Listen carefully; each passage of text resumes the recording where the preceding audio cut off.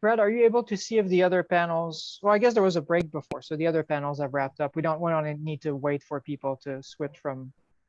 No, all the other panels did stop at 2 o'clock. Okay. All right, so we'll just give people 1 minute and get started. And since it looks like a pretty small crowd, then maybe it won't be a problem to go a minute or two over. We won't need as much time for Q&A at the end, I guess.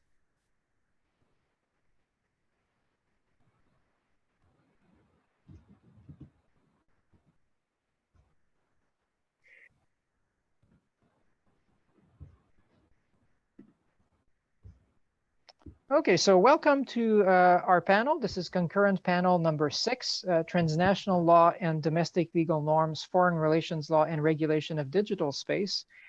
My name is Pierre Verdier from the University of Virginia School of Law. I will be moderating the panel. The other panelists who are joining us are Karolina Krementz from the University of Wrocław in Poland, Maria Lubomira-Kubica from the University Loyola in Andalusia in Spain, and Ryan Scoville from Marquette University Law School.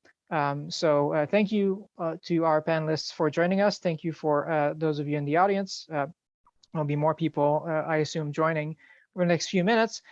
But what we're going to do is that we're going to go mostly by the order in the program, with one exception, which is that one of my co-authors, Kevin Cope, will be joining us a little bit later. He's teaching at the moment. So we're going to go last. I'm going to go last. So the order will be Karolina, Maria, Ryan, and then me.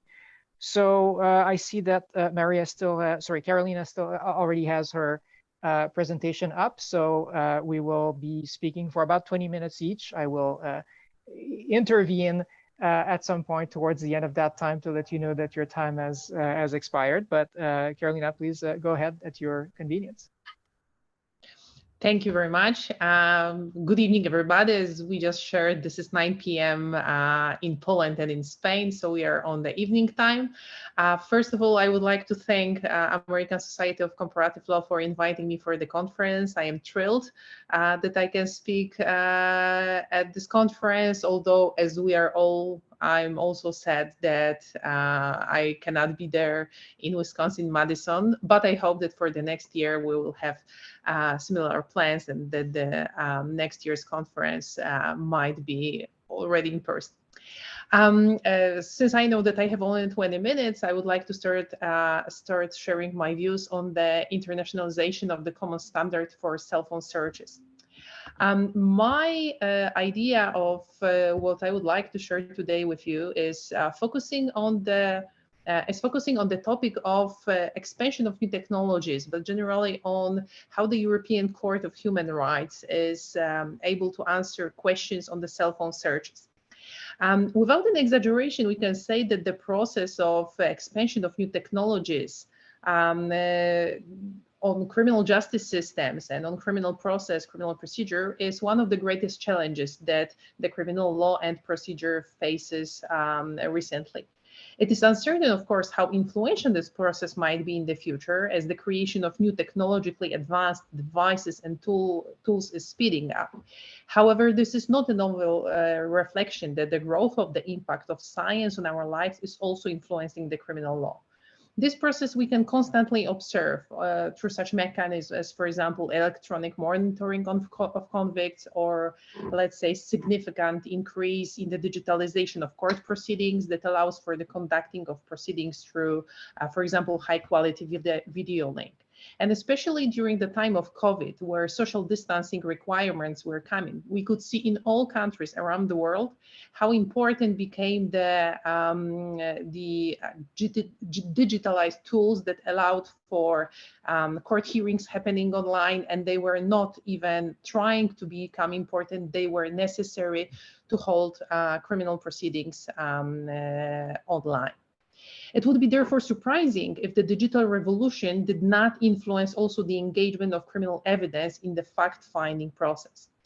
Therefore, we can see some examples of those challenges faced by the criminal justice system in the context of admissibility of evidence resulting directly from the development of new technologies, And one of the issues is the issue of access obtained by law enforcement agencies to data stored on electronic carriers such as computers, especially cell phones, but also clouds and other devices. Therefore, our traditional rules on gathering evidence developed over centuries ago for the purpose of house searches, personal searches, did not foresee the problems that come with the complexity of electronic devices that can store gigabytes of highly personal data. One striking example of that problem is the admissibility of evidence or gathering evidence obtained from cell phones. In fact, cell phones differ distinctively from all other different devices of similar kind, for the reason that they are constantly accessible, portable, and may be used for multi-purpose, giving also a space for social and emotional communication between parties. They are even considered such a pervasive and insistent part of our daily life that, as one of the judges had stated from one of the cases that I will be discussing today, that the visitor from Mars might conclude that cell phones are an important feature of human anatomy. They're so important to us that even right now, when we are all speaking, all of us, we're having our cell phones either using right now or next to us, sitting on our tables. Most importantly, however, modern smartphones contain highly private data that only can be compared to what is kept at home usually, and certainly not to what can be found in someone's pocket or wallet. However, the rules for searching the personal belongings at the time of arrest are designed for what we usually used to have in pockets before the digital era, before we had cell phones in our pockets. Therefore, the key issue in this discussion concerns the limits of interference of criminal justice authorities with data contained on smartphones and whether the police should have similar powers to search such devices as they usually have for searching a person and their belongings at the time of the arrest. We can see here that different courts did answer this question in different ways. European Court of Human Rights was not yet called to answer the question whether the police officers can access the data on the cell phones without warrant or with a warrant. There has been a ambiguously answered case law in the North American courts that we can look at, and I will be discussing that today. The first one is where the access to cell phones demands warrant, judicial warrant or prosecutorial warrant, depending on the country, during the time of arrest. Or the second position is that allowing searches of cell phones without a warrant is admissible, and only higher conditions than for other searches is accepted. What would be, therefore, the answer to the question asked in this way by the European Court of Human Rights when being called to find a common standard for Europe, finding the balance, the very delicate balance between the right to privacy and at the same time the effectiveness of criminal investigation? Certainly, when we are looking at the European Court of Human Rights, we should not be treating this court as a Supreme Court. Certainly, this is not the Supreme Court of Europe as we are thinking about the Supreme Court of Canada or the Supreme Court of United States. In fact, we can also discuss whether when we are looking at the Supreme Court of, when we are looking at the European Court of Human Rights, what are the powers of this court? And of course, this is not the court that is covering the European Union. We have another court that relates to that Court of Justice for the European Union, but specifically the jurisdiction of the European Court of Human Rights is broader than the Court of Justice for the European Union, that is usually ensuring compliance with the EU law or hearing prejudicial questions by EU courts. Moreover, the European Court of Human Rights since 1959 is listening to the human rights issues and addressing and providing the interpretation of the European Convention on Human Rights for the broader jurisdiction than just simply European Union, since it is an organ of the Council of Europe. Therefore, when we are focusing on the rights on the privacy and on the right to private life in the context of the European Convention on Human Rights, we are looking at the European Court of Human Rights as a body that will be addressing these issues. When it comes to the right to the privacy, it is covered by the Article 8 of the European Convention, stating in paragraph 1 that everyone has the right to respect for his private life, family life, home, and correspondence. However, certain limitations on that right are provided in following paragraphs that demand a three-step test that contains, in the view of the case law also of the European Court of Human Rights, that the regulation interference with the right to privacy must be, first of all, prescribed by law. So it must be accessible, understandable, and clearly presented to the person that will experience the interference, also to the organ that will interfere with the right to privacy. Secondly, that there must be an aim provided for such interference, for example, prevention of disorder or crime, or protection of the rights and freedoms of other people. And finally, the third stage discusses the necessity and proportionality of the interference that takes the place. Interestingly, the European Court of Human Rights up to date did not discuss too many times the issue of cell phone searches, I would say yet. It has focused up to date on certain aspects of privacy of individuals and interference with that rights in specific contexts. For example, surveillance of telecommunication, also between lawyer-client, covering lawyer-client privilege, prisoners' correspondence, and definitely less on searches as such. Although some important developments have been achieved also in terms of searches of computers, like in one of the cases, Trabajo Rueda against Spain. So the question remains, therefore, how if the European Court of Human Rights is asked the question on the admissibility of cell phone searches incident to arrest, the European Court will have a possibility of reaching to an existing case law of Canadian and US courts. Obviously, they're not the only sources of case law that the European Court will be able to use when deciding on these delicate issues. And there are already some decisions from the European courts that might be of interest. But the Riley and Furon cases that I would like to present and discuss in a moment give a number of contradicting arguments that the court will have to engage with, nevertheless, answering whether cell phone search made at the time of arrest is allowed or not. So the first case that I would like to refer to very briefly before trying to find an answer to the question I'm asking is the case of Riley versus California. This is the case that was decided in 2014. And this is the issue of Mr. Riley that in 2009 was pulled over with his car for expired registration tax. The driving license of Mr. Riley was also found to be suspended, and that's why his car went through the inventory search, which was lawful at that time and discovered lawful also later on. And it was just a routine action for the driver when he was stopped driving. 2 guns were found during this inventory search, and Riley was lawfully arrested and lawfully searched for what he has with himself, what are his belongings, according to the search incident to arrest common law doctrine.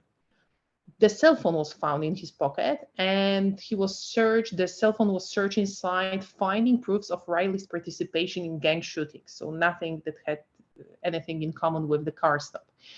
In fact, his cell phone was searched 2 times, one on the spot when he was arrested, and second time on the police station. The first time, some turns associated with gangs were found, second time, some pictures and films. He was, of course, found guilty for participation in illegal actions, and he filed a application claiming that his right to the privacy, that the search was unlawful because it was certainly, from his perspective, too much, that the police was engaging into analyzes what he has on his cell phone. The Court of First Instance and the Appellate Court did not find any errors in that. However, the Supreme Court heard the case, and together with other cases, because it was the Supreme Court case joined by another case as well, in a majority opinion, so it wasn't a like there was no agreement between Supreme Court, all Supreme Court judges. The court confirmed that the cell phone that was searched is unique as an object, and established that because of that feature of the uniqueness of the cell phone, it should not be searched based on the same grounds as in all other cases of objects found on a person. For the reasons that I discussed at the very beginning, but also focusing very much on the privacy interests with respect to all data that are contained on such a portable device, and recognize this interest as more valuable than the effectiveness of criminal investigation.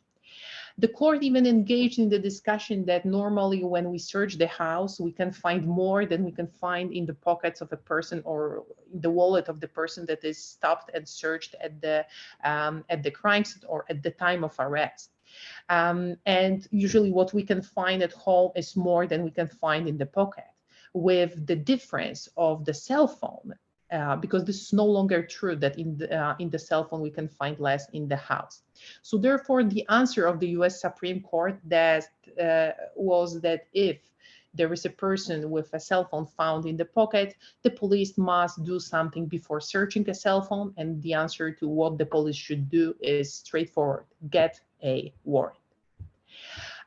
This approach can be called a container-based approach, meaning that we are looking at the cell phone as a very specific object. However, we would be mistaken to think that this is the only approach that can be accepted for this type of cases. In I would say, twin case at that time, in 2014, the Canadian Supreme Court decided the case that was also based on the similar facts and also coming from 2009 stopping of a person. This time, Mr. Furon was arrested shortly after robbing a jewelry store with a firearm. And at the time of his arrest, he was searched, and again, a cell phone was found on him. This time, the cell phone was not a smartphone, and the cell phone did not have a password. So the police opened the phone, and while searching the insides from the phone, incriminating photos and messages were found, including the information sent by Mr. Furon to someone else. Yes, we did it.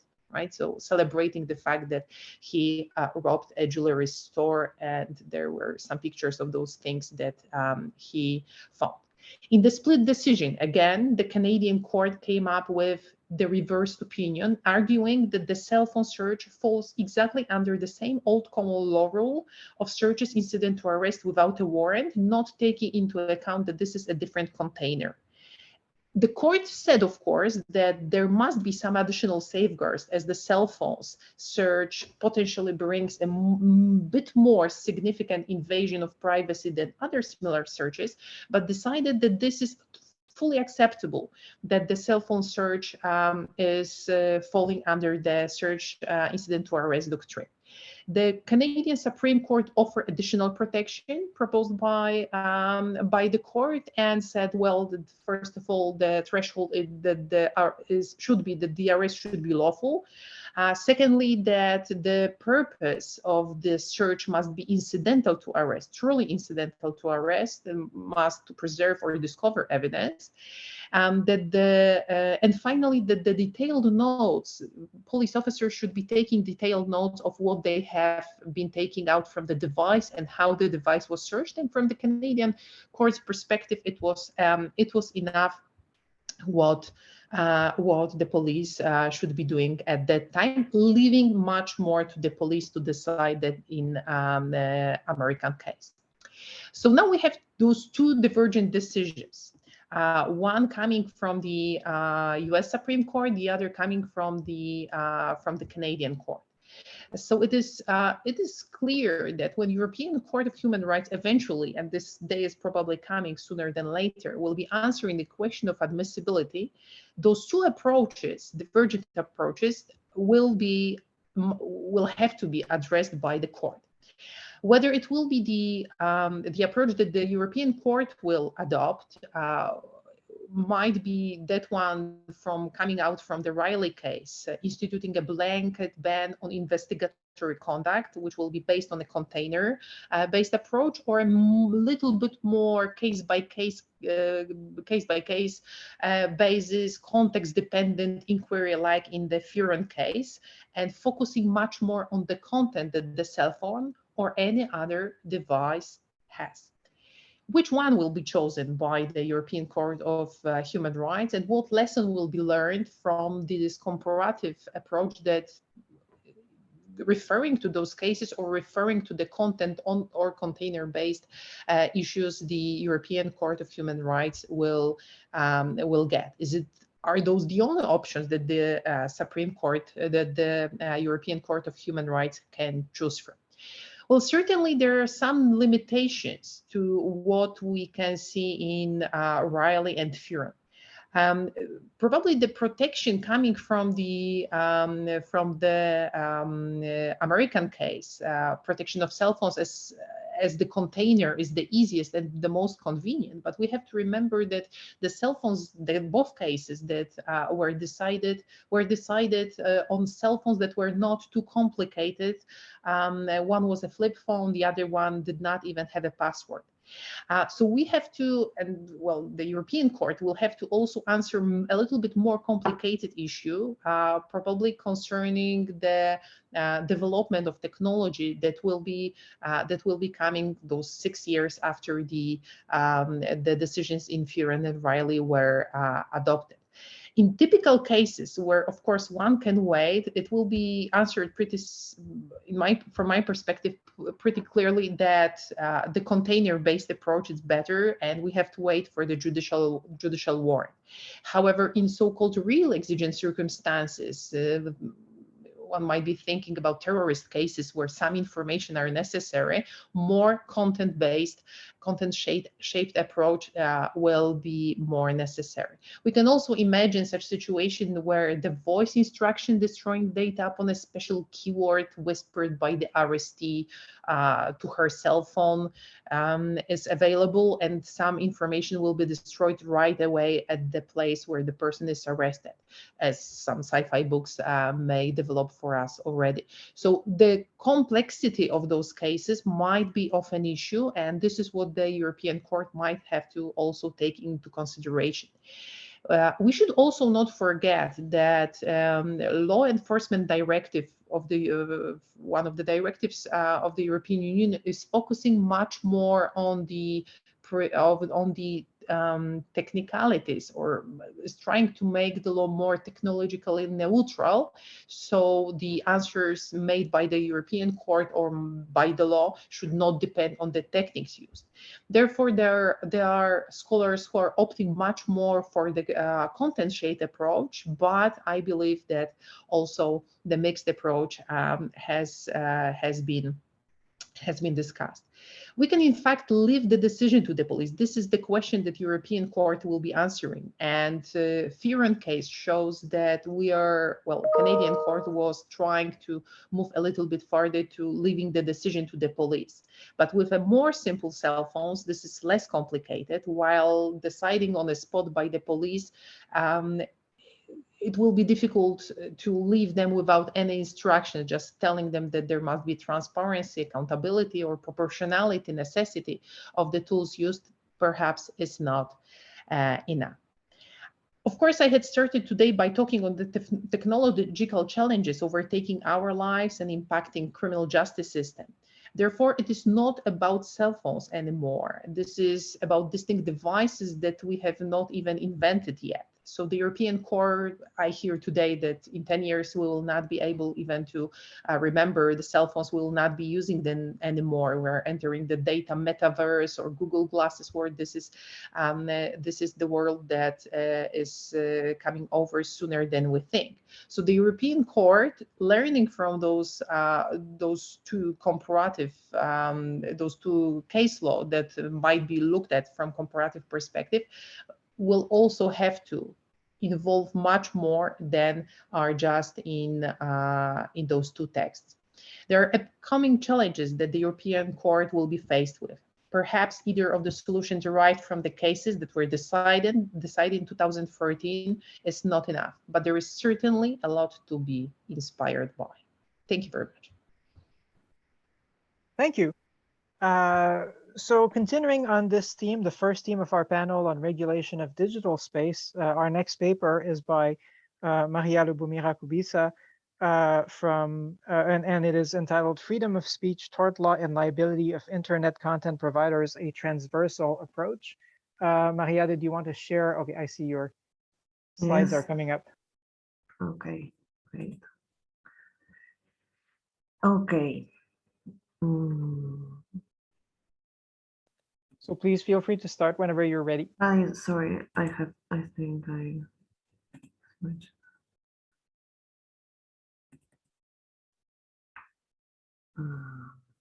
Sorry.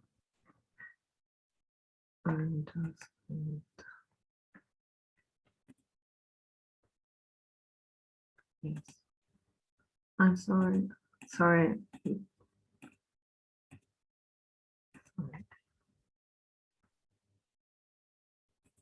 We did see all your slides. So very sorry for that.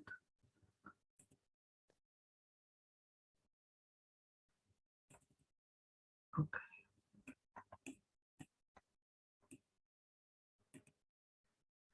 Okay, so I would like to express my gratitude. Good evening, everybody. Here it is 9 o'clock in the evening, as my colleague from Poland said. I would like to express my gratitude to the American Society of Comparative Law and to University of Wisconsin in particular for the invitation. It is a real pleasure and honor to be with you here today. I would like to speak about the freedom of speech, tort law, and liability of internet content providers, and this is a transversal study, as we will see in few minutes. So in Europe, roughly 3 regimes apply to liability of internet intermediaries for defamatory speech of the user placed on the platform networks. These are the e-commerce directive, which under certain condition excludes the liability of the internet intermediaries, the European Convention on Human Rights and the European Court of Human Rights case law, which under certain conditions grants internet providers several privileges and freedoms. And finally, the accountability of information service providers is governed by each EU member state's domestic law, which are just fragmented as any other area of law in Europe. Each doctrine has its own field of application, but they also have potential overlap. In practice, this creates legal inequality and uncertainty, especially with regard to providers that host online platforms and process user-generated content. The liability regimes imposed on intermediaries around the world are limited, and despite their fragmentation, they have 2 elements in common. Establishment of the so-called safe harbor that allows intermediaries to be exonerated from liability for the content of third parties in all these cases in which they have not modified the content published on the website, nor have they been aware of its legal nature. And the second condition is the absence of a general obligation to monitor the content. Some legislators, for instance, the European one in the aforementioned directive, introduce an additional immunity condition in form of an extra requirement. According to the latter, the intermediary, in order to benefit from the exemption from liability, must employ expeditiously the measures necessary to eliminate the content after obtained notification of its illegal nature.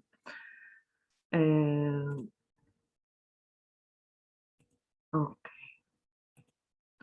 When it comes to the liable person in the content of defamatory processes that arise from the exercise of freedom of expression in virtual world, there are 2 possible defendants: the platform that provides its users with a space in which to post their comments, and the authors of the comments, who often chooses to hide their true identity.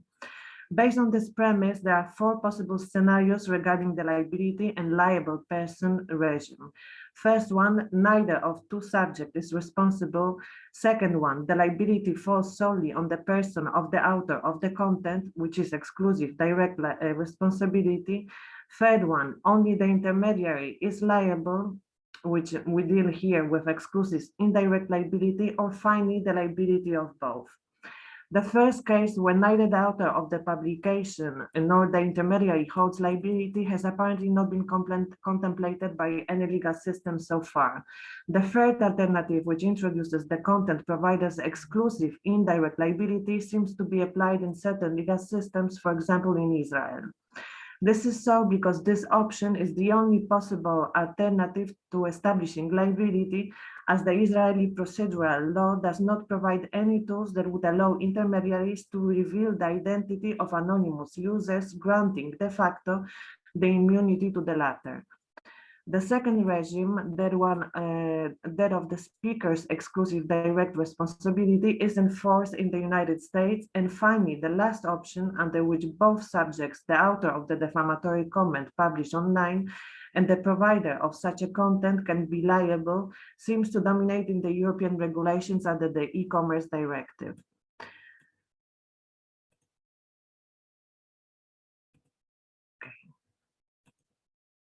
I would like to speak now a little bit about the European Court of Human Rights case law, European Court of Human Rights, which so well be defined or described by my colleague from Poland. So I think there's no such a further necessity. There are 2 decisions of the European Court of Human Rights that has been issued so far in the field. Delphi, Anonymous Society against Estonia of 2015, and MTE, an index against Hungary of 2016. That must be, both of them, they must be read jointly, because the second corrects slightly the criteria of the first. Both decisions deserve special attention, since they are the first 2 of their kind in which the possible violation of freedom of expression of online news portal is analyzed.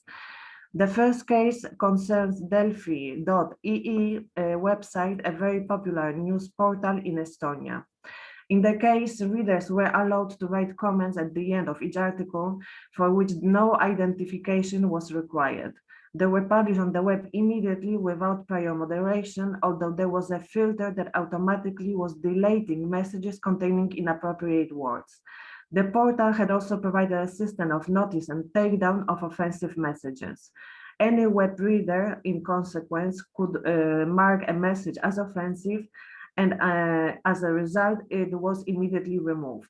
Also, the person offended by a defamatory message could write directly to Delphi that would immediately withdraw the comment upon the request. On January 24 of 2006, the portal published an article about the accidental destruction of an ice road connecting in wintertime the continent with some Estonian islands. The accident has been caused by ASCL, a ferry company that covers the same route. Without this ice road, the only way to reach islands is by ferry, which is much more expensive. The article received many comments, of which about 20 were clearly insulting for the main shareholder of the ferry company. On March 9, 2006, the offended asked Delphi to withdraw the insulting comments and to pay him the equivalent of 32,000 euro for moral damages. The portal withdrew the comments the same day, but refused to pay the compensation. The main issue addressed by domestic courts in Delphi was whether portals that host forums are considered intermediaries of information society services, or if, on the contrary, they have the nature of content providers. In the former case, they would benefit from the disclaimer of the directive on electronic commerce. Meanwhile, in the latter, they would have the obligation to control the content. Delphi filed an appeal with the European Court of Human Rights, claiming that holding it liable for users' comments constitute an interference in Delphi's right to freedom of expression, and the company sustained in particular that the obligation of preventive censorship of third-party comments specifically violates Delphi's right to communicate information or ideas, a right that is a part of freedom of expression enshrined in the Convention. The European Court of Human Rights ruled in favor of Estonia. What made then the court to issue a judgment in contradictory sense in the second case, MTE and Index against Hungary? Let's look at the facts of the case. The first applicant, MTE, is a Budapest-based association. It is a self-regulatory body of internet content providers. The second applicant, Index, is a limited company based in Budapest. Its owner is one of the largest internet news portals in Hungary. In the case of MTE, comments were uploaded after registration, which differs from the first case, and were neither previously edited nor moderated by the applicants. The plaintiffs warned their readers in the form of legal notice that the comments did not reflect the opinion of the portal and that the authors of the comments were liable for their contents. Both claimants set up a notice and takedown systems, and any reader could notify the service provider of any inappropriate comments and request their removal.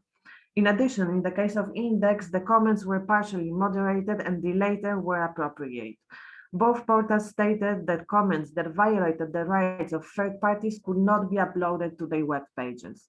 On February 5th of 2010, MTE published an opinion on the management of two web pages of real estate services owned by the same company. And according to this opinion, the two web pages provided a free advertising service for the users for 30 days. At the end of this free 30-day period, the service became paid, and this without prior notification to users. The opinion also indicated that the service provider only removed obsolete advertisement and personal data from its web pages if the charges incurred were paid. The opinion concluded that the conduct of the service providers was unethical and misleading. This opinion prompted some defamatory comments from users that were published under the pseudonym. Index Consumer Protection column also wrote about the opinion. The matter originated in a lawsuit directed against Hungary, which the two commercial entities, MTE and Index, presented before the European Court of Human Rights, alleging that when required to moderate the content of the comments made by readers on their web pages, the domestic courts unduly restricted their freedom of expression and therefore the freedom to comment on the internet. In examining whether interference in democratic society in the interest of the protection of the reputation and rights of others is necessary, the European Court of Human Rights may consider it necessary to determine whether the internal authorities have established a fair balance by protecting two values guaranteed by the Convention. Those two values, the freedom of expression on one hand and on the other the right to privacy, may conflict with each other in certain cases. The court stated that as a matter of principle, both rights deserve the same respect. The conclusion of the first decision differs from the second one because it is of the substantial differences presented by the facts of one case and the other. The main issue that the court took into account when declaring the absence of liability of MTE and Index were first, the content and context of the comments published. Here, according to the court, in MTE and Index, we deal with mere value judgments rather than with defamatory content. More specifically, the comments published on the website by Index users regarding the bad practices of a real estate company in the country, although include an offensive content and written in vulgar language, do not incite violence or hate, but represent individual opinions about the proven mismanagement of the real estate company in the country. On the contrary, the comments published in Delphi website severely threaten the reputation of the company administration, amounting to hate speech. The second factor taken into account was the scope of the rights protection in relation to its holder. Legal person in this sense may be awarded compensation for moral damages when the reputation of the company is at stake. However, the court reiterated that there is a difference between the commercial interest of the reputation of the company and the reputation of an individual with respect to their social status. While the latter could have repercussions on their personal dignity, the interest of the commercial reputation is mainly economic and lacking the moral dimension that encompasses the reputation of people. In the MTE and index, the interest of the reputation at stake is that of private company, therefore a commercial interest without a moral relevance. And the third factor taken into account was the liability of the authors for their comments. In the Hungarian case, the national authorities did not even try to assess the liability of the users who posted comments on the website, even though the registration for publishing on the website was required. Now, we have seen how the European model of service providers liability adopted by the e-commerce directive is based on a horizontal approach. Horizontal approach meaning that a uniform response is given to illegal content posted on the internet, regardless of the type of the contents. Well, in the literature, there are voices that advocate for a paradigm shift, proposing the introduction of a vertical approach. This would mean the diversification of the rules that are applicable to content publication on the internet, making each action imposed on the digital portals dependent on the nature of the illegal content in question. The new model presented here, proposed by two authors, Christina Angelopoulos and Steen Smith, aims to combine the judicial system of weighting fundamental rights vigorously applied by the Court of the European Union and the European Court of Human Rights by way of the fair balance doctrine with a distinct notice and action system of legislative origin. Under the term notice and action, we acknowledge the different variation of the well-known and traditionally used notice and takedown system. That is absolute immunity, notice and notice, notice and judicial takedown, notice, wait and takedown, notice and suspension, notice and stay down, and automatic takedown. With the automatic takedown, the information service providers are clearly subject to strict liability since they are responsible for any illegal content spilled on their web pages without further ado.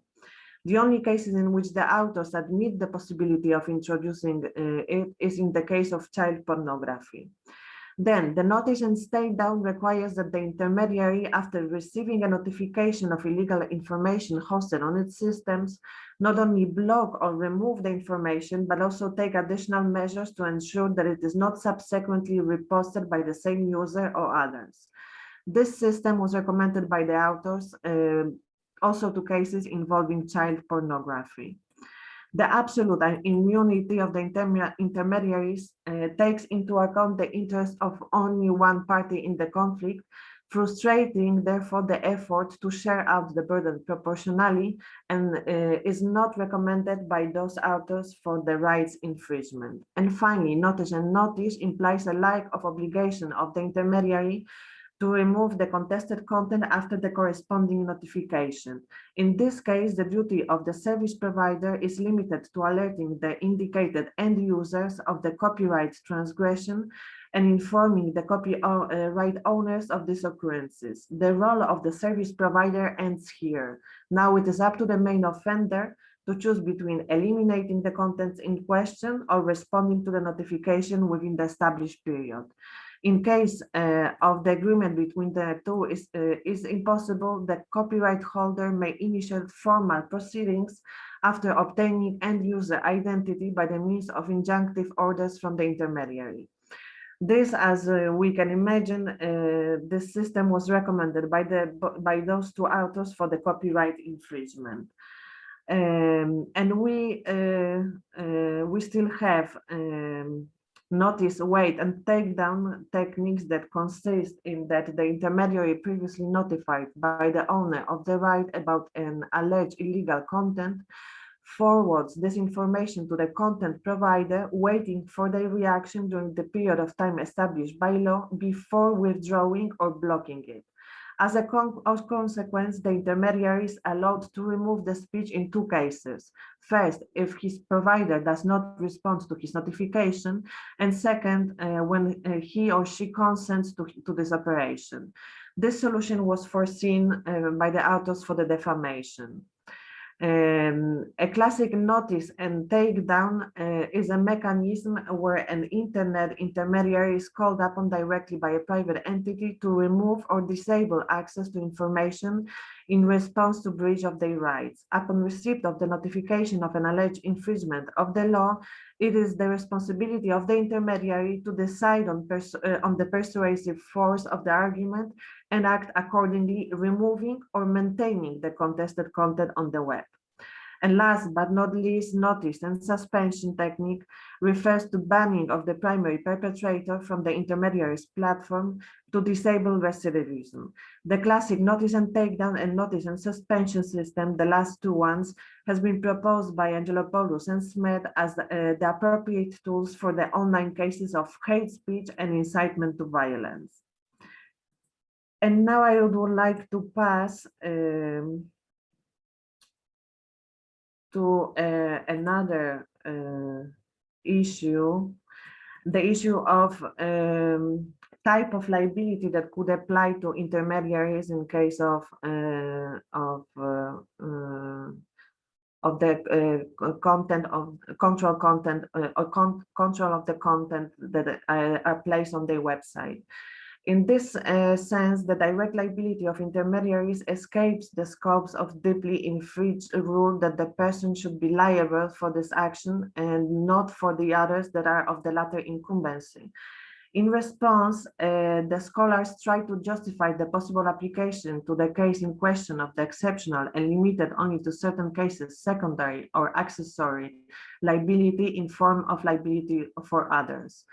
In my opinion, however, the attempt to include the liability of intermediaries within the aforementioned category presents some serious problems that may find a solution in another category until recently unknown to law. Most legal systems impose liability for the others to the cases of damage caused by minors, insane person, and the damage caused by principals agents. And here was the first problem, at least in Spain. The Article 1903 of the Spanish Civil Code that regulates this form of liability is not free on controversy insofar as the part of legal doctrine considers that given its exceptional nature, it is not extendable by analogy to other similar cases. The liability of intermediaries is not among the supposed numerous clauses of Article 1903 of the Spanish Civil Code. Another problem posed by the application of this regime to the case of liability of intermediaries concerns one of its characteristics common to all European legal systems. All European tort laws requires that between the direct tortfeasors and the secondary actor exists a relationship that allows establishing the liability of the latter for the acts of the former. Liability must also be limited to a specific configuration of circumstances, that is, the damage must occur in the course of the employment. On the contrary, intermediaries are liable for the material published by the internet users over which they have no direct control. Finally, principals' liability for their auxiliaries is vicarious liability in some states, such as common law countries or France. This legal system are based on direct tortfeasor fault. However, the liability of the secondary agent, here intermediary, is strict. This regime, as we have seen, is not recommended for the liability of the intermediaries. Now, I would like to underline that this paper is under construction, but the idea is to propose the enterprise liability as the valid regime governing the liability of internet intermediaries. Enterprise liability has been timidly considered by the legal doctrine as soon as in the middle of the 19th century, but only recently became its center of attention. Until now, it was unrecognized by modern civil patrimonial law. Consequently, the construction hardly found any reflection in the 19th century positive law, even in the most industrialized countries in the world, such as the United States or Germany. A tort continued to be individual omission of a proper conduct and the consequence of personal misuse of freedom to act. Today, most of European countries recognize the need to introduce an enterprise liability regime independent from torts committed by workers or employees. Such a regime would impose liability for the damage caused by inadequate production process and professional activities in case in which identifying the origin of a damage and the tortfeasor is impossible or difficult. The novelty of the modern provision on enterprise liability consists of the fact that it deals additionally with the problems of defects in the administration of the control of the quality and organization. When it comes to auxiliaries, it covers some cases that do not fall within the scope of regulation on liability for others. And finally, it addresses the proper use of machinery and other equipment that the company uses. The legal entity in question is expected to take all the precautionary measures in order to ensure safety of this equipment. And this would be all from me. Thank you so much for your attention. Thank you. And for the second half of our panel, I guess we're switching gears a little bit. We have two themes in this panel, and the second one is on foreign relations law and comparative aspects of foreign relations law. The first paper is by Ryan Scoville. So on to you, Ryan. Thanks. All right. Can you see that? Yes. Okay, great. Thanks so much for the conveners for including me on the panel, and I appreciate everyone's attendance as well. It's nice to be able to share my work with people who have similar interests. So my paper is basically concerned with one basic question, which is to what extent do foreign governments understand US foreign relations law? All right, we might think of this as a sort of comparative law in reverse, right? Whereas the question is not the traditional comparative law question of what is foreign law, but rather how do foreigners understand US law, okay? And I should add that although I approach this as a question of US foreign relations law, people from, scholars and government officials from other countries can ask the same questions about their own law, right? So if you're from Spain, for example, you could ask the question of how do foreigners understand Spanish foreign relations law? And the question is just as important in that context, but I'm going to approach it as a US law question because that is my background.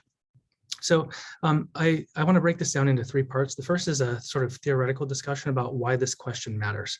Why does it matter whether the United States government in particular understands whether foreign governments understand US foreign relations law? I'm going to explain why this form of meta-knowledge, knowledge about foreign knowledge, is significant. Second, I want to approach it as an empirical question, primarily by sharing with you very briefly the results of several months of field research that I did in Japan, where I reviewed Japanese legal scholarship on US foreign relations law, looked through Japanese newspapers, and also interviewed Japanese government officials in the Ministry of Foreign Affairs and the Ministry of Economy, Trade, and Industry in order to try to triangulate Japanese understandings of US foreign relations law. And then finally, I'll address it briefly as sort of a prescriptive question of, what should we do about this going forward, both as academics and, as legal reformers. All right, so there are, I think, a number of reasons why this question of foreign knowledge of US foreign relations law matters. I'm just going to give you, for the sake of time, a few illustrations of why I think it's a significant one. First, I think that meta-knowledge can facilitate harmonization of US and foreign perspectives on international law. So we can appreciate this by understanding, first of all, that there are some areas of international law that sort of incorporate into international law's doctrinal architecture aspects of foreign relations law, and thereby empower foreign relations law to dictate the outcome of international law analysis. An example of that is the US-Japan Security Treaty, Article 5. So it says that the parties recognize that an armed attack against either party in the territories under the administration of Japan would be dangerous to its own peace and safety, and declares that it would act to meet the common danger in accordance with its constitutional provisions and processes. So here we have an example of a treaty provision that actually cannot be understood without not only US domestic knowledge of what the Constitution is, but the Japanese side can't understand the meaning of the treaty without understanding US constitutional law. So in these sorts of areas, there are many other examples like them. Foreign knowledge of US foreign relations law is effectively, it's shaping foreign perceptions of the content of international law itself. Where there is foreign knowledge of US foreign relations law, so in this example, where the Japanese government, if the Japanese government is sophisticated about the separation of war powers powers under the US Constitution, that government is likely, more likely, all else equal, to agree with the United States on the content of international law. In contrast, if we had, if we had a foreign counterpart who is unsophisticated about US law, they could very well come to conclusions about the meaning of international law that are at odds with the conclusions of the United States government itself.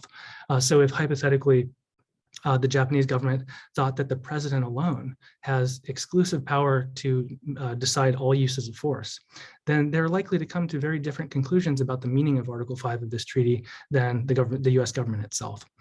So in this context, I think that meta-knowledge could be helpful as a way of ensuring or promoting sort of harmonization, making sure that if Japan has a different perspective or different understanding of US foreign relations law, we can correct that and help to align their view of the contents of the treaty with our own view. So that's one reason why I think meta-knowledge matters. Another example, let's see, is reputation management. I think meta-knowledge can facilitate efforts by the US government to manage its own reputation for compliance with international law. And we can appreciate this by understanding that United States foreign relations law often serves as the vehicle by which the United States honors or flouts its international law obligations. An example of that would be the Chemical Weapons Convention. This was ratified by the United States government in the 1990s. One provision of it states that we have an obligation to, quote, prohibit natural and legal persons under our jurisdiction from using, developing, producing, acquiring, and so forth, chemical weapons. Congress, in turn, fulfilled this obligation under the treaty by enacting the Chemical Weapons Convention Implementation Act of 1998. In this instance, foreign governments can only really appreciate that the United States government is complying with this particular obligation under the treaty if they are aware of associated developments in foreign relations law. So here, sophistication will actually help to create reputational benefits for the United States when the United States does comply with its international obligations. In contrast, if we have foreign governments who are unsophisticated about US foreign relations law, unknowledgeable, for example, about the fact that we adopted the Chemical Weapons Convention Implementation Act, the United States is less likely to be able to acquire the sort of reputational benefits that compliance is often said to generate, right? And on the flip side, in cases where we don't comply with international law, foreign sophistication in our US foreign relations law is likely there as well to shape the reputational effects of what we do. So for example, if we had chosen not to abide by this obligation, if we never adopted implementing legislation to prohibit the use of these weapons in our territory, and foreign governments were sophisticated about US foreign relations law, they're more likely to appreciate that we are in violation of that obligation. If they are unsophisticated, they're less likely to appreciate that the United States is violating that obligation. And so the reputational consequences of our action are really likely to depend in part on this sort of sophistication and whether it's present. Another reason why meta-knowledge is significant is it facilitates effective law-based signaling. United States officials are often worried about the signals that US foreign relations law is sending. This often comes up in the context of authorizations for the use of military force, but it comes up in other contexts as well. So the example here is that President Obama proposed an authorization for one of these AUMFs against ISIS, and it would have expired after 3 years and permitted only certain operations that did not amount to, quote, enduring offensive ground combat operations. This proposal, however, was rejected by Republicans in Congress, partly on the suspicion that it would, quote, telegraph the wrong message to relevant foreign parties, including allies and perhaps ISIS itself. Now, this sort of signaling logic, of course, can only be persuasive if relevant foreign actors, including governments, are actually sophisticated about US foreign relations law, right? If foreign allies or ISIS is unaware of the enactment of this sort of legislation and fails to appreciate the political significance of legislation that passes the requirements of bicameralism and presentment, then it's not going to receive the signals that we're trying to send or trying to avoid sending. And so the United States government really needs to appreciate the sophistication of relevant foreign parties in order to make, sort of draw persuasive conclusions about the signaling dynamics that arise in any given context. One other situation, one other reason why I think meta-knowledge matters is it shapes the ability of the United States government to appreciate strategic risks. All right, so one example of this is the sort of tensions that existed between the US government and Iran in 2019, when Republicans controlled the Senate and the presidency, and Democrats controlled the House of Representatives. We can understand from this context why meta-knowledge is significant if we take sort of a liberal international relations theory perspective that domestic law helps to shape US action in international affairs by essentially dictating who holds power to decide, right? So here, the president was hawkish, House Democrats were not about the use of force against Iran. And if the president alone had held power, to decide whether to use force. The risk, at least according to a sort of liberal view of international relations, the risk would have been higher than if the House of Representatives alone had all war powers, right? So liberal theory suggests that only foreign governments that understand US foreign relations law can identify whose preferences count as US preferences, and in turn predict what the United States is going to do. So if theoretically, if Iran thinks that all power over the use of force is located within the House of Representatives, the Iranian government would have drawn very different conclusions about the risk of conflict with the United States at the time, given that Democrats were less inclined, it seemed, to want to go into, want to go to war with Iran. In contrast, if the Iranian government thought that the president had exclusive power, their conclusions about the risk of conflict would have been much higher. So we can see how these sorts of foreign conclusions, whether they're accurate or not, would materially shape their assessment of the prospects for war. And I think that here as well, having this sort of meta-knowledge would be helpful. It would be helpful for the United States government to be able to ascertain and adjust to strategic risks that are presented by foreign knowledge or ignorance of the law that shapes the likelihood of US action in foreign affairs. All right, so I think there are other reasons why meta-knowledge matters, but for time purposes, I want to limit it to those examples. The second part of the paper is more empirical. I wanted to try to develop some sense for how sophisticated foreign governments are. I don't think that, at least I'm not aware of any scholarship that does this, and I don't think that there's any real programmatic attempt to take foreign knowledge seriously within the US government itself. I think that US officials, particularly in the executive branch, will organically develop impressions about the sophistication of their interlocutors, obviously, but there's no real systematic attempt to take efforts, systematic effort to try to collect meta-knowledge and ascertain foreign sophistication. So I tried to initiate this sort of effort to cultivate meta-knowledge by doing this case study on Japan. So I just want to share some of the findings that I had from that. So first, I went through all of Japanese legal scholarship, basically just doing searches for books and articles, treatises on US foreign relations law. And obviously US foreign relations law has many components to it. So I focused on two that are particularly salient. One is the domestic law on treaty making, the different processes by which the United States enters into international agreements. The other was the domestic law on war powers. And so I looked for Japanese academic literature on these topics. And as you can see, there was basically none at all up until World War II or immediately after World War II.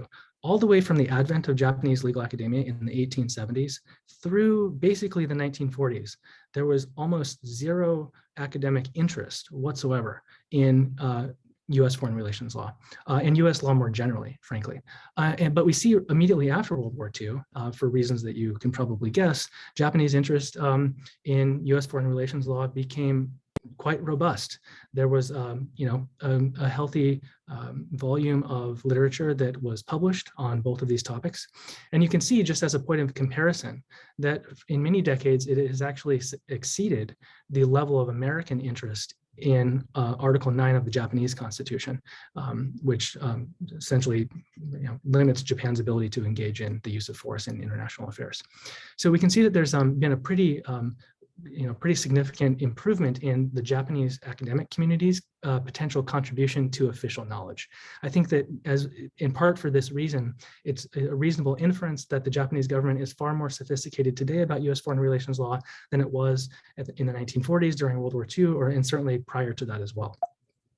I also looked at news media, so Japanese newspapers, for references to two two areas of foreign relations law that are pretty salient: the War Powers Resolution and then Trade Promotion Authority.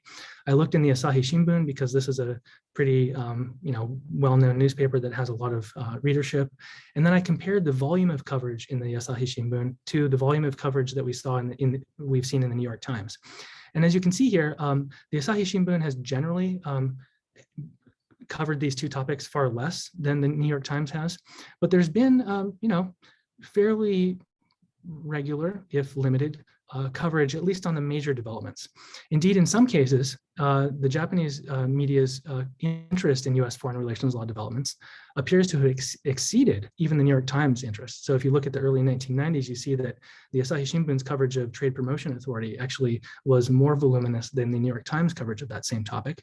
And we can see in 2015 that the volume of coverage in the two newspapers was pretty comparable. This was when the United States and Japan were negotiating over the Trans-Pacific Partnership. So at times, at least, I think Japanese news media also probably contributes materially to official knowledge of US foreign relations law. And then as a final leg of the empirical project, I interviewed a lot of Japanese government officials and used Japan's Freedom of Information Act to try to collect evidence of Japan's sophistication. And here you can see just a picture I took of one of these documents I obtained from the Japanese Ministry of Foreign Affairs. It's a document that essentially summarizes the War Powers Resolution, identifies significant historical instances in which it was applied and not applied, and even points out some of the arguments that arise pertaining to its constitutionality. So there's a discussion in here, for example, about INS v. Chada, which calls into question the legislative veto provision that is in the War Powers Resolution. This, in combination with a lot of these interviews that I did, really confirmed to me that there is a pretty high level of sophistication in the Japanese government when it comes to significant issues in US foreign relations law. And if you tie this back to the theoretical discussion that I just covered, you can see why that would matter, right? So if the Japanese government is very sophisticated about US foreign relations law, it's likely that we're on the same page when it comes to things like Article 5 of the US-Japan Security Treaty. When this treaty references US constitutional provisions and processes, certainly a Japanese government that's producing detailed memoranda about INS v. Chada, the War Powers Resolution, and legislative vetoes is going to have a pretty advanced understanding of what that means. Likewise, when it comes to reputation management, it seems that the Japanese government is going to be pretty well versed in all of the significant developments in US foreign relations law, and that they'll in turn be aware of not only compliance with international law through the mechanism of foreign relations law, but also US violations of international law when US foreign relations law operates in tension with those international obligations. And then finally, I think that given the Japanese sophistication, it's quite likely that the United States can effectively send signals to Japan through its own domestic law. When the United States adopts an AUMF, Japan is going to be able to draw the appropriate conclusions about its political significance, about its parameters, and what the use of force is likely to be going forward. Okay, and this takes me to the last part of the paper, which is, what do we do about this? Is there anything that we can do to sort of adopt an outside-in approach to US foreign relations law more generally? How can we account for foreign knowledge more effectively going forward? So I think the first thing is more targeted toward the academic community. I think that there's a lot of opportunity for legal academics and political scientists in particular to engage in efforts to ascertain foreign knowledge of US foreign relations law. We could do this through large N studies that involve many countries using things like news media as proxies for the dependent variable of foreign sophistication. But you could also do additional case studies. I think case studies involving countries that are very dissimilar to Japan would be quite interesting. Countries that have, that are not allies of the United States, that are less developed economically, would be really interesting points of comparison for this purpose. I also think, as a second leg of the outside-in agenda, that we should reevaluate the functional merits of many aspects of US foreign relations law. Take, for instance, the Alien Tort Statute. This is a statute that is valuable conceivably for a number of reasons. One, providing compensation to victims. Two, sending a signal about human rights norms internationally. Three, deterring foreign officials from engaging in human rights violations. But these second and third advantages or benefits from the statute would really only accrue if foreign officials are sophisticated about the Alien Tort Statute, right? If they are aware at a minimum that it exists, they could potentially be deterred by the prospect of civil liability. But if they're not aware of it, if they're not aware that, you know, serious violations of human rights could you know, jeopardize them financially, then it's unlikely to have this deterrent effect. And the statute is also less likely to actually contribute materially to human rights norms internationally. So I think it's worth considering how sophisticated foreign governments are on this sort of legislation as well. Finally, I think there's a legal reform issue here. There are potentially opportunities to try to use law to manipulate the extent of foreign knowledge in advance of US interests. One way to do this would be to use international law mechanisms to facilitate foreign knowledge when the US government thinks that it might be beneficial. A point of comparison here would be something like the European Convention on Information on Foreign Law. This facilitates transfer of information across governments on matters of domestic law. You could conceivably do something similar on foreign relations law. You could do non-legal reforms like embassy programming to try to promote foreign sophistication where that would be helpful. Publications in foreign languages. So for example, it might be helpful to publish the restatement of US foreign relations law in Spanish or Polish or Russian. I think I heard that there's an effort ongoing to publish it in Chinese, but I'm not sure on what the status of that is. And then finally, you could change foreign relations law itself to either embrace or avoid certain things that will have the effect of promoting or limiting foreign knowledge. So you could incorporate more of the terminology of international law in order to facilitate foreign knowledge, because that would allow foreign governments to draw upon pre-existing knowledge that they might have of international law to understand US law. You could either seek to promote or reduce the indeterminacy of US law through the more active use or avoidance of the political question doctrine, for example. You could try to make more or less foreign relations law secret. And you could even do things like restrict foreign access to legal counsel. We've already done this in areas like Iran sanctions. Conceivably, a similar measure might be appropriate with respect to other foreign governments if we're trying to limit their sophistication. Okay, so I'll stop there. Thanks for listening. Thank you. Thank you, Ryan. And so last and least is my own presentation, which I'm going to pull up right now.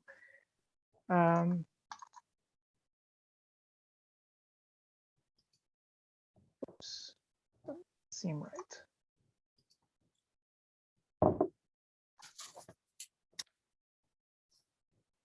Okay. Can you see my presentation? Part of it.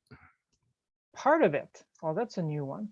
I don't know if that's just me, but I can see half of the slide. Okay, let me see if I can. This is the same with me. I can see only part of it. Okay, I think I might be able to fix this, but I'll need to unshare it first. Stop share. Okay. Beginning.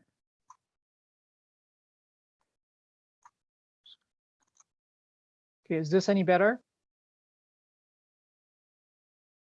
Yes. Yes. Perfect.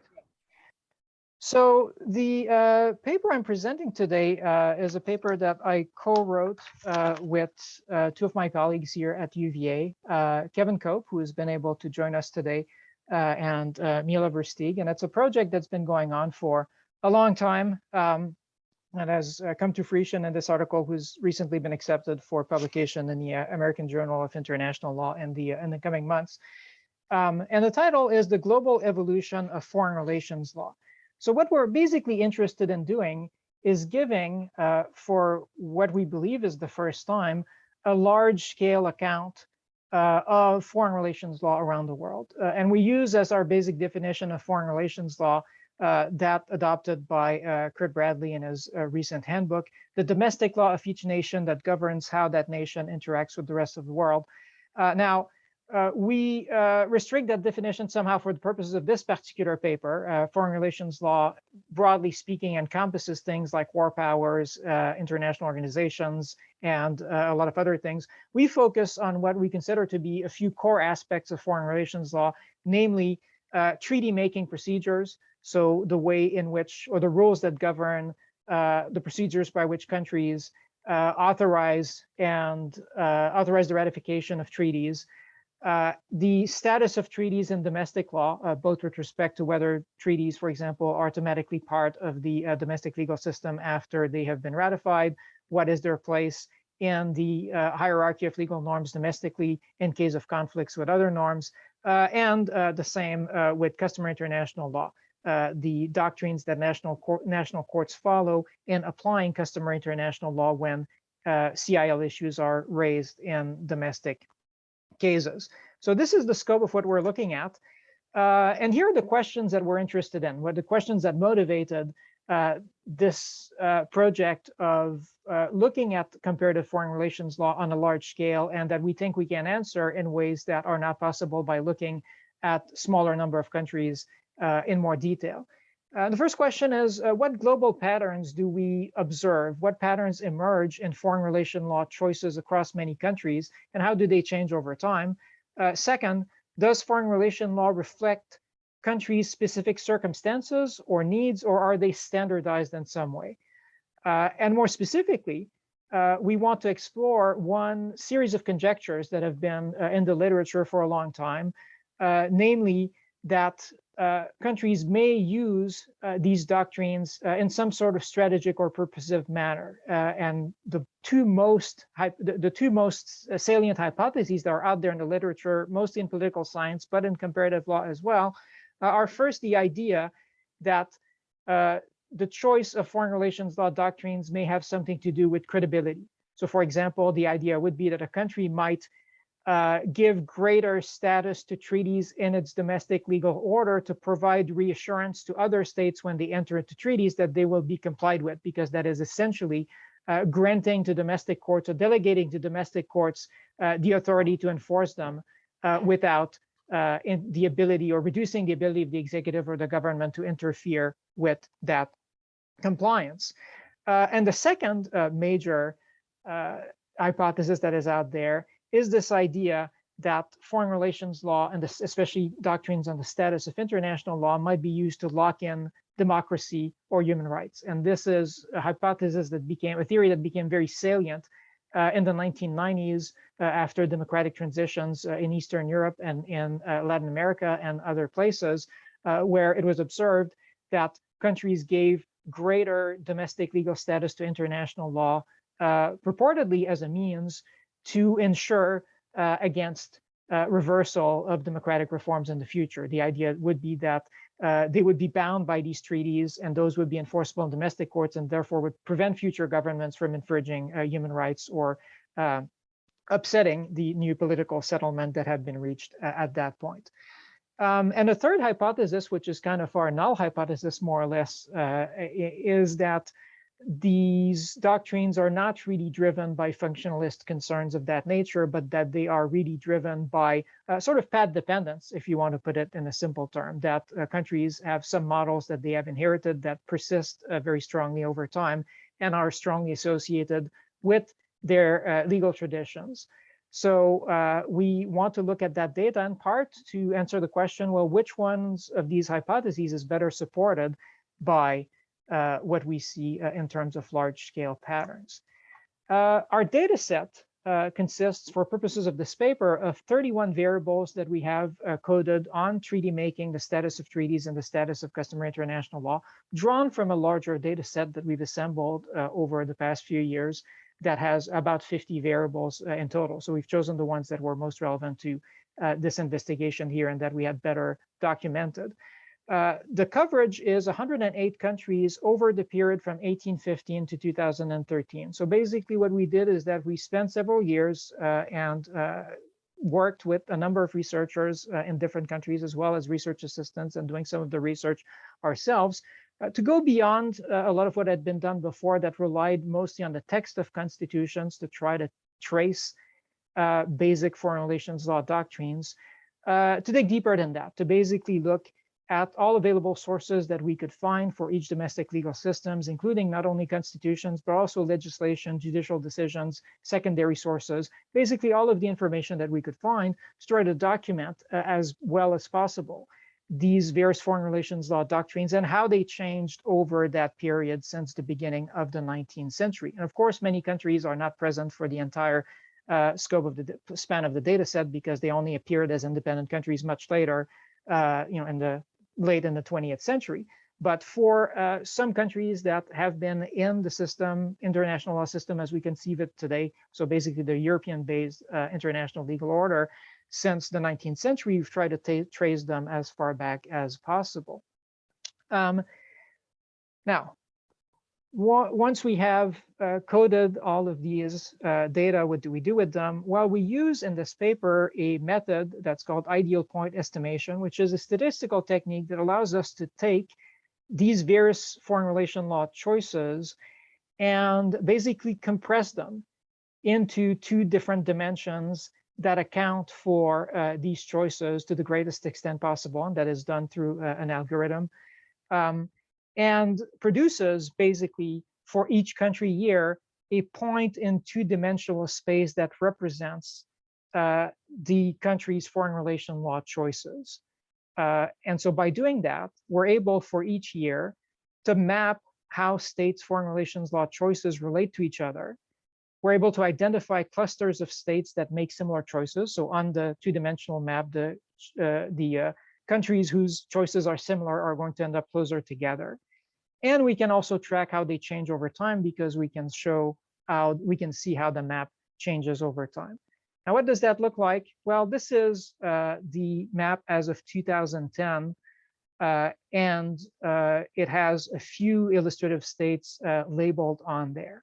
Now, one of the things, the first thing you do after you generate a plot like that is to try to identify what the two dimensions that were generated by the algorithm as most representative of the choices or more predictive of the choices, what they represent. And what we found by looking at these is that the first dimension, as you see here, the horizontal dimension, we've labeled the legislator's role in international legal engagement.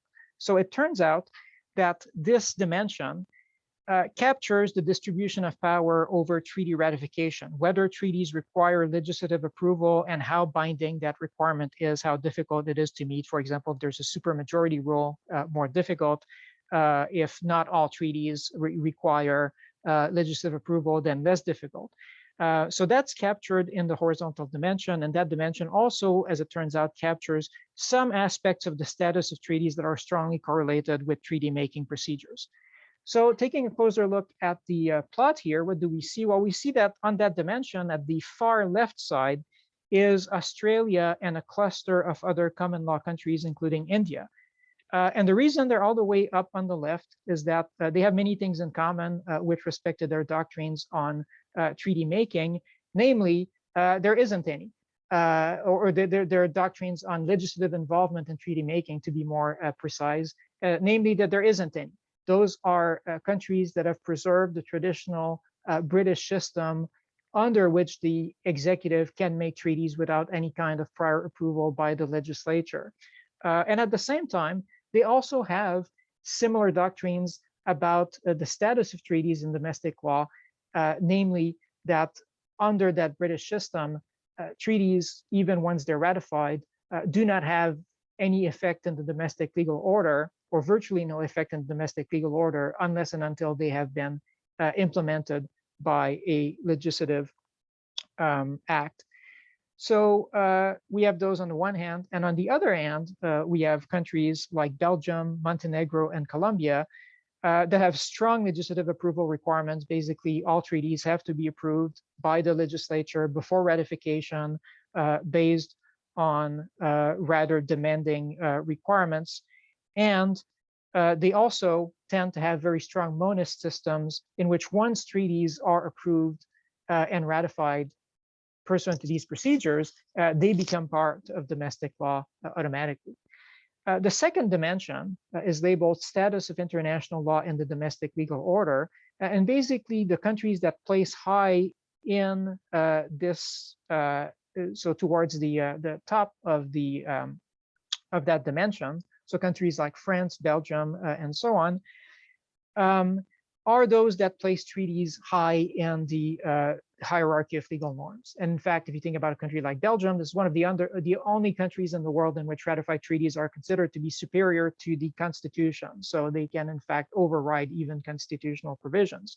And that dimension also captures the status of customary international law. So those countries that are high also tend to give very high domestic status to customary international law norms and apply them in the domestic legal order, even in preference to domestic statutes. Then at the very bottom, you have countries like the Solomon Islands and the United Kingdom. Those are countries that do not give any status to treaties that are unratified, and treaties that are ratified if they haven't been implemented, or give treaties or customary international law very low status, make them inferior to domestic law so that they can be overridden by statutes and by other sources of domestic law. So that's what the picture for 1 year looks like, and how the plots look like. And then the next step is to try to use them to explain some of the foreign relation law choices that we observe, and more specifically to try to give initial answers to some of the questions I've asked earlier. So what we did in this part is we tried to see, well, if we look at this in the aggregate without doing any kind of sophisticated statistical analysis, if we just label countries based on characteristics that might correspond to the explanations that I've proposed, which ones actually look plausible. I've explained before that the first hypothesis that we encountered was that countries might give or make foreign relations law choices driven by the motivation of making their commitments more credible. So here is a simple plot that says, well, how about we classify countries into two categories based on how likely it is that they would want to make their commitments more credible. And here we use a standard measure of rule of law, with the notion that countries with low rule of law might find it more valuable to try to buttress the credibility of their international promises by changing their foreign relations law. And what we observed here is that there doesn't seem to be much difference. The labeling of low or high rule of law doesn't seem to be very predictive of foreign relations law choices, because countries of both colors are spread all over the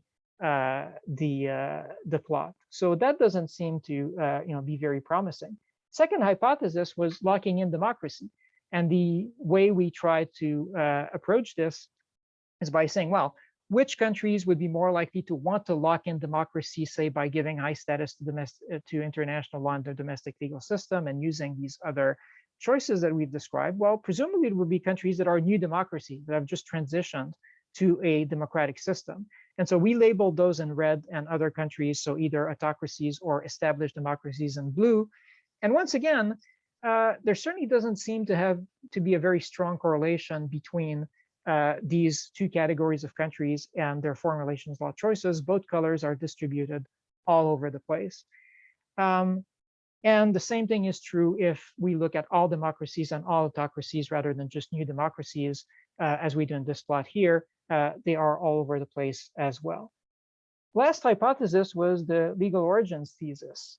Maybe countries just inherit certain foreign relations law choices or systems that are based on their inherited legal tradition, mostly that comes from colonial experience, and they stick with that. And lo and behold, this is what this one looks like. And what we can see here immediately is that there is a very strong predictive power of legal tradition as to where countries end up on this plot. Basically, you could draw a diagonal line across the center of this plot, and all the civil law countries would be on the one side and all of the common law countries on the other, with a handful of exceptions. So for example, if you drew that, you would find that Italy and Norway are on the quote unquote wrong side of the plot. Those are civil law countries that are kind of at the bottom. And what do they have in common? Well, they are civil law countries, but they are dualist in their approach to international law. So their system is actually more sort of common law like, or more like the British system. So they end up on the wrong side. But the vast majority of civil law countries are on the same side. And then, one salient country that is red and is closer to civil law countries is the United States, which of course never followed the traditional British system but adopted a system of direct incorporation of treaties that is much more like the European system, even though it's been kind of modified over the years in its practical application, adopted a different system right from its founding. And South Africa is also an interesting one that's at the center of the plot here, that as part of the post-apartheid reforms, in fact, gave much greater status to international law in its domestic legal system in its post-apartheid constitution than was traditional under the British system that it followed before that. So we find that among those three, clearly the legal origins thesis is most strongly supported. I only have a little bit of time left, so I will not speak in great detail about what comes next in the paper. But there's an entire part of the paper after that that is a qualitative analysis, where in addition or to supplement the quantitative analysis that I've just shown you, we use the sources that we researched as part of this project to tell a story, a qualitative story of the major phases in the evolution of foreign relations law around the world from the 19th century up to today. I think it's something that may be of interest in of itself from a descriptive matter, but it also seems to support many of the conclusions that I've hinted at earlier. So here are some of the main takeaways that we take from this qualitative analysis in combination with the quantitative analysis that I've just shown you. A few models of foreign relations law emerged in the 19th century and early 20th century associated with continental Europe, Great Britain, and Latin America. The former two models, the continental European model and the British model, spread widely throughout the world, mostly through colonial channels, but also through some transplants and imitation. And they usually, and that's the surprising part, survived decolonization. So even the countries that attained independence in the 60s and 70s, and even those that attained independence by force and rejected in many ways the sort of colonial the colonial past, in fact kept almost completely intact in their courts and in their constitutions and in their domestic legal system the foreign relations law systems that they had inherited from their colonizers, and changed them very little over the years. Most changes that we do observe are associated with major political shifts, such as post-war reconstruction or revolution. But interestingly, even when you see authoritarian backsliding, like countries that have increased the role of international law in their domestic legal system as they became more democratic, let's say they have a coup and a dictator comes into power and an authoritarian government comes into power, they rarely undo these reforms and try to reduce the role of international law, at least formally, which suggests to us that maybe they're just not that concerned that international law is realistically going to be used as a weapon against them in domestic courts and the domestic political arena, which I think speaks to some of the theories that are out there about the role of international law in domestic legal systems. Since the 1990s, we find some support for the democratization thesis in Eastern Europe and Latin America. So there is some support for that on a qualitative basis. We find little support for the credible commitment hypothesis in any period or region, and colonial and legal origins remain the primary predictor of foreign relations law choices across the world. So I'm going to stop here. Hopefully I didn't take up too much time, because I just realized that I forgot to time myself, but I'm done, and therefore I'm going to unshare this and open the floor for questions or comments by anyone in the room. Just raise your hand using the feature at the bottom, and I will recognize you.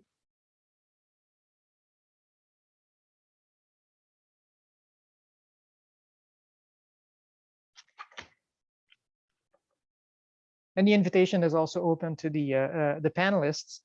And maybe I'll kick it off with one question that I had for Ryan, since his paper is closest to my areas of knowledge.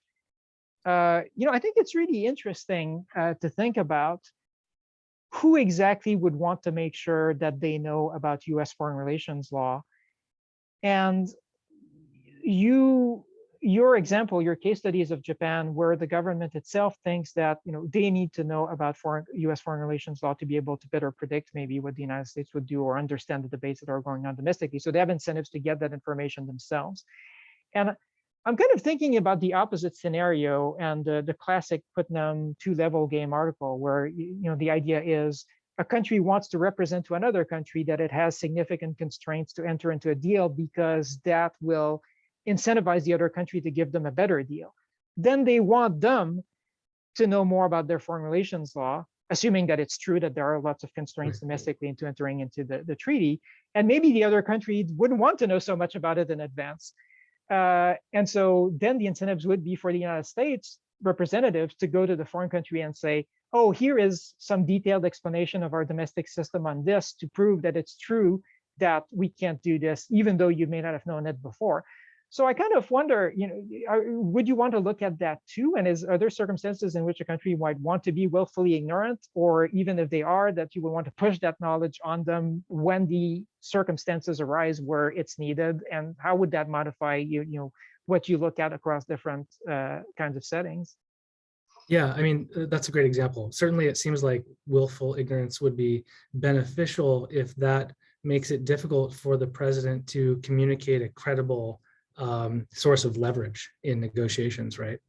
Because then they can just,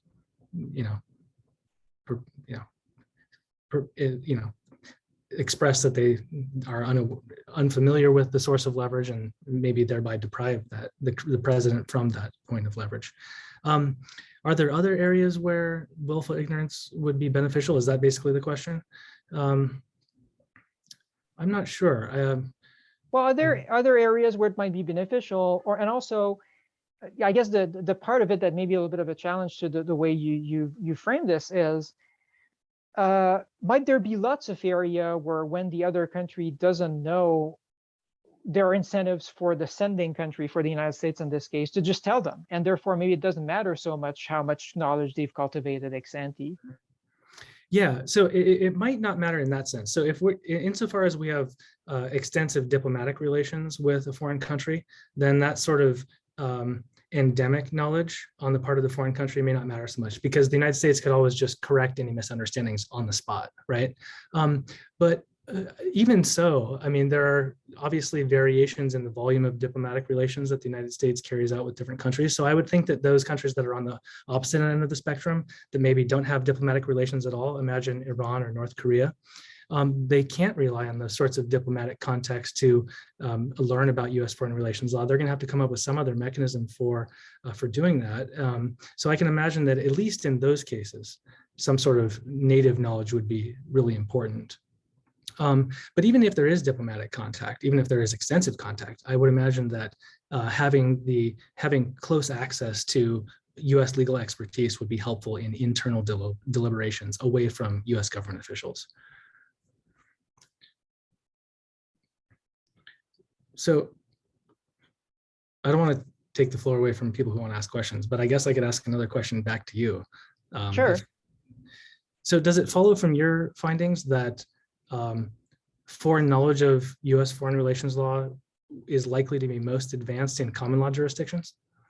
Well, not necessarily, because they're quite different. It turns out that the U.S. system is quite different and a little bit unique, and especially on things, not so much on treaties, although even on treaties, there are lots of things that we've been discussing here for many years, such as the prevalence of congressional executive agreements, for example, on this, that are not relevant to a lot of countries, because yes, in a lot of countries, you do have this idea that there is legislative approval of treaties that's required by the Constitution, but sometimes governments can bypass that by using some sort of executive agreements, and then what the constraints on that are. That's a familiar problem that exists in many different systems. Like in France, they have lots of debates about this, and many other places. But the specific, more complicated US issue, which is amongst those that are approved by the legislature, which ones have to be Article 2 treaties and which ones have to be congressional executive agreements, and are they really interchangeable, and so on and so forth. That is unknown to most systems, for the simple reason that there are almost no countries that have a supermajority requirement for treaties in one of the chambers. That's a very unique system. It was adopted by a couple of countries in the 19th centuries, after the United States adopted it, and then it was abandoned by everyone else. So everyone who has legislative approval more or less uses a simple majority vote by both chambers, the same as legislation. So yes, there are definitely quirks in the US system that would not be automatically familiar to any country that knows, say, the British system or the French system. However, it raises an interesting question about the knowledge, with respect to other countries, because there are so many countries that are quite similar in their systems. Then the learning curve may be, less high. Certainly, people, to take an extreme example, people in former French colonies that have the exact same system as France, they have a pretty good idea what the French system is, and vice versa, even though they may play out somewhat differently in practice. So the barriers may not be as high, and so that would, I guess, for you, raise the challenge that is the U.S. in a sort of outlier position with respect to this, which would still make this question of knowledge of U.S. foreign relations law an interesting one, but maybe not one that generalizes in exactly the same way to many other countries. Interesting. If I could chime in, if there's no one else in the queue. Yeah, I agree with all of that. I would not have thought, I think it's an interesting proposal, but I would not have thought that closeness along the dimensions that we identify would necessarily associate with greater knowledge. I would think, before hearing your presentation, all that, if you just asked me, I would have said, well, the relative importance of the foreign relations legal system to my country will predict what I'm most familiar with. To take an analogy from language, so German and English are sort of similar languages in the scheme of things. Does that mean that an English speaker would be more likely to speak German than, say, Korean? Maybe, but is it because of the similarity, because it's easier to understand, because of the shared lineage? No, probably an American is more likely to speak Spanish because of physical proximity, and because of the number of Hispanics in the US, they may be more inclined to speak Arabic or Mandarin because of the geopolitical importance of those languages. And I would think the same sort of logic might apply to foreign relations systems, especially if we're talking about experts, scholars, but also foreign relations, foreign ministry experts whose job it is to deal with these things. But it's an interesting question, and I really don't know the answer. So we have one question from Kathleen in the queue. Hi, everybody. Sorry, I apologize for not having my camera on, but I heard parts of the last couple of presentations, and so my question again, sorry, is for Ryan. So Ryan, I apologize if you covered some of this and I missed it, but I was curious to hear more from you about the generalizability of the inputs and outputs of what you were discussing, and a lot more that I hope you and I can discuss some other time. But let me just start with this big question, because on the one hand, it seems like the definition of sophistication and what that might look like, that itself could be culturally specific. For example, you are definitely the expert on Japan, but my limited engagement with Japan was very much one of constant engagement by their army of people who are very free to keep calling the U.S. Trade Representative's office every day to ask, have you implemented this thing yet? And of course, our people, of course, have the line that they have to give them, but I didn't get those kind of calls from Honduras. So that's sort of one question about the definition of sophistication. And then likewise, your recommendations, I thought, are those also general ones for all contexts, or are they more context specific? And surely they are somewhat context specific, and I don't mean to suggest you're saying otherwise, but it struck me that some of the recommendations that you were making as the expert that you are would make some in the USG very nervous, but others might embrace them, right? So at least in certain departments or in certain contexts, I can think of places where people would be like, yeah, this would really smooth our engagement with all these other countries, and other places they'd be like, oh, please don't do that because we're doing so well without that. So anyway, that's a big question if you wanted to speak to any of those issues. Thanks so much for all the great presentations. Yeah, those are great questions. Maybe I'll address them in reverse order. On the last point, the real difficulty is that, like you said, optimizing foreign knowledge is likely to require a very key specific assessment, of whether or not foreign knowledge is beneficial or not. The difficulty, of course, is that law, in contrast, tends to be quite categorical in its application. And so you have this tension between the need for case-specific manipulation and, on the other hand, the sort of more categorical epistemic implications that law might have. So I'm not quite sure I've worked out an answer to that question. How would you optimize US foreign relations law itself to create generally sort of the optimal level of foreign sophistication or ignorance? I'm not really sure what the answer to that might be. Speaking in somewhat categorical terms, I suppose that as a general matter, if we're dealing with something like war powers, it might tend to be best to limit the foreign sophistication, at least when it comes to our enemies. When it comes to issues like, treaty making, it might be better to facilitate foreign knowledge as a general matter, but that's obviously, even those propositions are, probably going to give rise to a number of problems, situations where maybe the sophistication of a foreign partner on US treaty making actually might not be beneficial, for example, when it comes to trade negotiations. So it's hard to draw any general conclusions on that, and I'm not quite sure how to resolve that tension that exists between those two issues. On the issue of how do we assess sophistication, how do we evaluate it? I think what you're pointing to is the fact that some countries, there's multiple dimensions to sophistication itself. One might be sophistication in the sense of accurate doctrinal knowledge. Another might be sophistication in the sense of an appreciation for the causal significance of US law, its ability to actually shape outcomes. And maybe Honduras wasn't contacting the US government as much as the Japanese government because they didn't have as much of an appreciation for the significance of US law in driving outcomes. I'm not sure. Maybe they didn't have the financial resources that the Japanese government has to, try to acquire that sort of information. One significant source of sophistication for the Japanese government, I know, is essentially their purchase of US legal counsel.